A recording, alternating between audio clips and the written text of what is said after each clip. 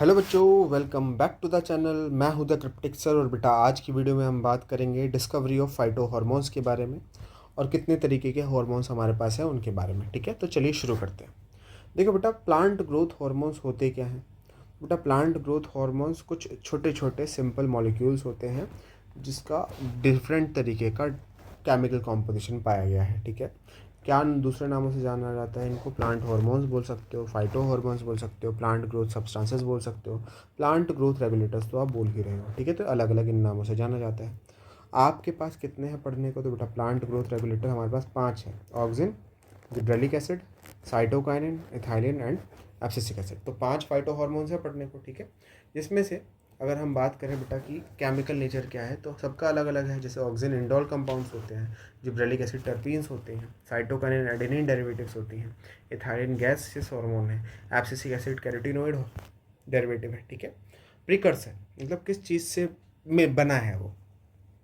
तो अगर ऑक्सीजन की बात करूँ तो बेटा ट्रिप्टोफान, जिब्रेलिक एसिड की बात करी जाए तो बेटा एसिटाइल कोएंजाइम से बना है, साइटोकाइन की बात करी जाए तो बेटा एडेनिन न्यूक्लियोटाइड से बना है, एथाइलिन की बात करी जाए तो मिथ्योनिन एक प्रिकर्सर की तरह काम करता है, एब्सिसिक एसिड के लिए वायोला जैंथिन एक प्रिकर्सर की तरह काम करता है।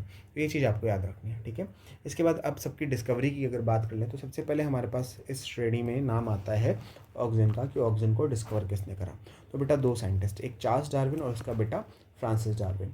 उन्होंने ऑब्जर्व करा कि कोलेप्टाइल की जो टिप है वो लाइट की तरफ बेंड हो जाती है, जैसे कि आपको यहाँ दिख रहा है। यहाँ क्या दिख रहा है बेटा?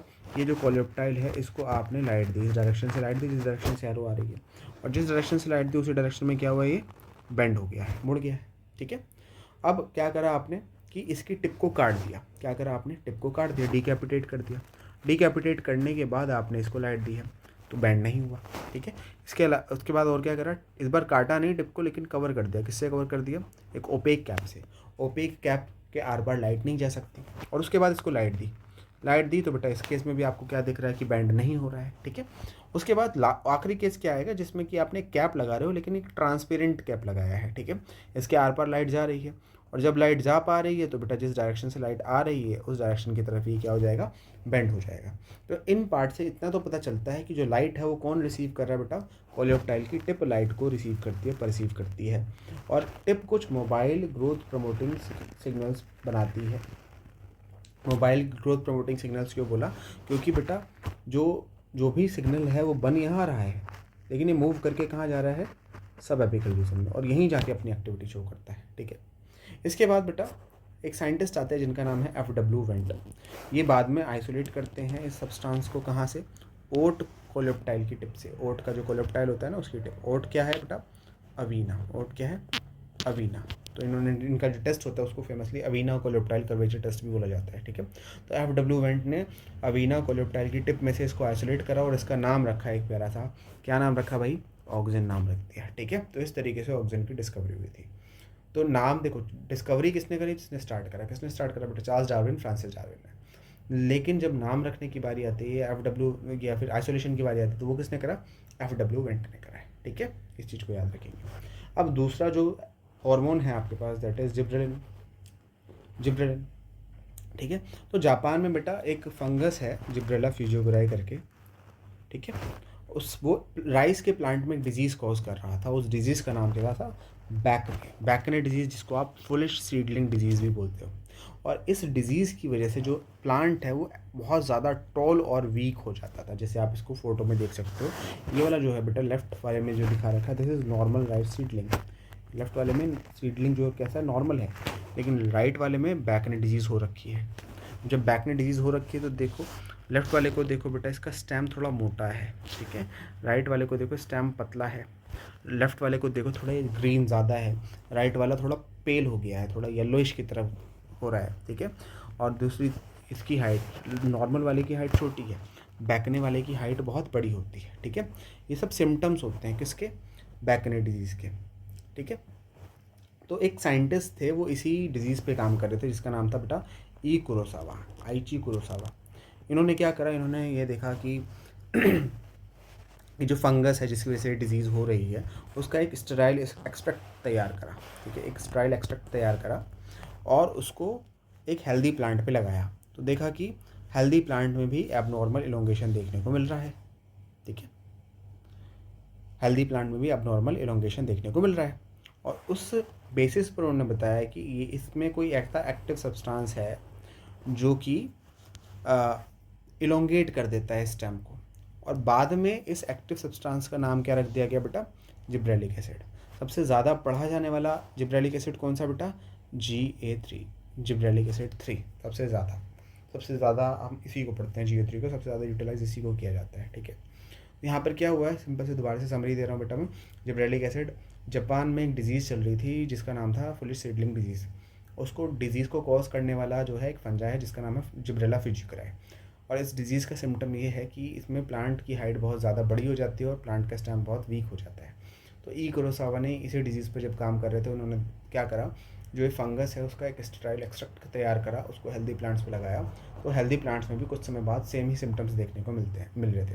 तो उससे उन्होंने कंक्लूड करा कि जो फंगस है वो कुछ ऐसा सब्सटेंस प्रोड्यूस कर रही है जिसकी वजह से सिम्टम्स देखने को मिल रहे हैं। और बाद में इस सब्सटेंस का नाम रख दिया गया gibberellic acid, based on the name of fungi Gibberella fujikuroi है, ठीक है। अब आगे बढ़ते हैं बेटा।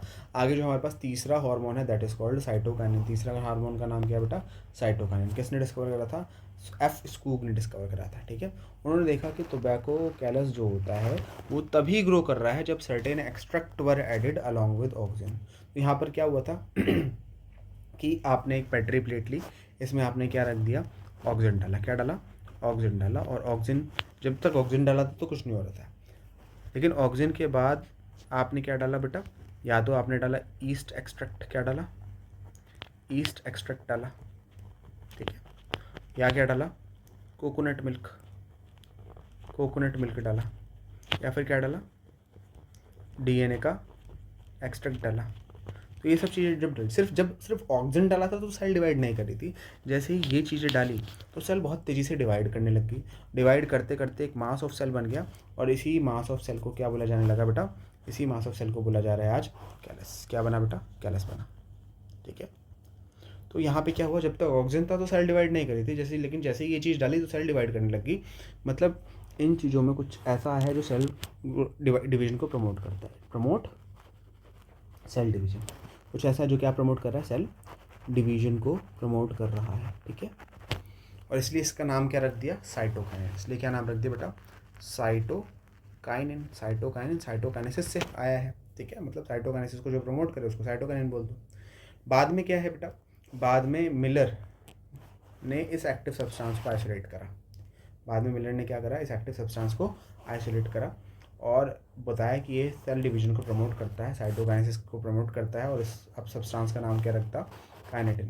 और ये पहला साइटोकाइनिन था। आपको याद क्या रखना है, जो काइनेटिन है ये पहला साइटोकाइनिन था, लेकिन ये कैसा था? सिंथेटिक साइटोकाइनिन है, ठीक है। दूसरा जो साइटोकाइनिन है दैट इज जियाटिन जो है वो एक नेचुरल साइटोकाइनिन है। It is a natural cytokinin. जो पहली बार डिस्कवर हुआ था that was synthetic cytokinin. Miller ने हैरिंग स्पर्म के DNA, ऑटोक्लेव्ड DNA में से ये आइसोलेट किया था, ठीक है। So this was the discovery of cytokinin. Cytokinin के बाद बारी आती है एब्सिसिक एसिड की। अब 1960 के टाइम पर इंडिपेंडेंट रिसर्चर्स ने तीन केमिकल कंपाउंड्स आइसोलेट करे। एक का नाम था इनहिबिटर B, दूसरे का नाम था एब्सिशन 2, तीसरे का नाम था डॉर्म, ठीक है। अब यहाँ पे बाद में पता चला कि जो तीनों केमिकल कंपाउंड हैं वो तो बायोकेमिकली आइडेंटिकल है, केमिकल नेचर इनका सेम है। तो कन्फ्यूजन ना हो इसलिए इन तीनों कंपाउंड का नाम चेंज करके क्या रख दिया? एब्सिसिक एसिड रख दिया, ठीक है। तो that is how it was discovered. Abscisic acid basically ये इसका प्राइमरी काम क्या होता है? एब्सिशन कराना, लीफ को तोड़ना, और दूसरा बड को डोरमेंट रखना, मतलब उगने न देना। बेसिकली एक प्राइमरी आप बोल सकते हो it is a plant growth inhibitor. कैसा है? प्लांट ग्रोथ इनहिबिटर है। प्लांट की एक्टिविटीज़ को इनहिबिट करने का ही काम करता है ये, ठीक है, ज़्यादातर। अब इसके बाद इथाइलिन की अगर डिस्कवरी देख ली जाए तो इथाइलिन की डिस्कवरी में आता है बेटा H कजन्स का नाम आता है। इन्होंने क्या करा था? इन्होंने राइप ऑरेंज को रख दिया। यहाँ पे देखो, ये राइपन ऑरेंज को किसके साथ रख दिया? अनराइपन बनाना के साथ रख दिया। तो कुछ टाइम बाद क्या देखा कि बनाना जो हो गए वो भी क्या हो गए बेटा? पक गए हैं। तो इससे उन्होंने क्या कंक्लूड करा कि राइप ऑरेंज जो हैं वो कुछ वोलेटाइल सब्सटेंस रिलीज़ करते हैं, ठीक है। और यही सब्सटेंस एक्सेलरेट करते हैं ripening of nearby unripen banana, ठीक है। तो ऑरेंज ने कुछ केमिकल सब्सटेंस रिलीज़ करा। इसी केमिकल सब्सटेंस की वजह से जो बनाना की राइपनिंग थी वो फास्ट हो गई। ऐसा नहीं था कि ये कच्चा बनाना ऐसे पड़ा रहता तो पकता नहीं, पकता, लेकिन बहुत टाइम लगता। लेकिन उसके आसपास कुछ पका हुआ फ्रूट रख दो तो उसमें से एक वोलेटाइल सब्सटेंस निकलेगा।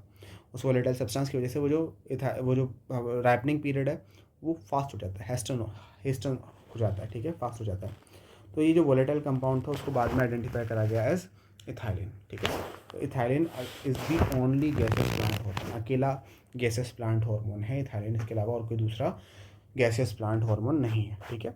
अब एक चीज़ और देख लेना बेटा, यहाँ पे हमारे पास 5 प्लांट ग्रोथ हार्मोन्स हैं ना, प्लांट ग्रोथ रेगुलेटर्स हैं। एक है ऑक्सिन, दूसरा है जिब्रेलिक एसिड, तीसरा है साइटोकाइन, चौथा और पांचवा इथाइलिन एब्सिसिक एसिड। अभी इतना याद रखो, ये जो 3 है ये प्लांट ग्रोथ प्रमोटर्स हैं। They are plant growth promoter, मतलब ये प्लांट की ग्रोथ को प्रमोट करने का काम करते हैं, ठीक है। दूसरी तरफ अगर हम बात करें एब्सिसिक एसिड की, abscisic acid is a plant growth inhibitor, it is a plant growth inhibitor, मतलब ये प्लांट की ग्रोथ को इनहिबिट करता है।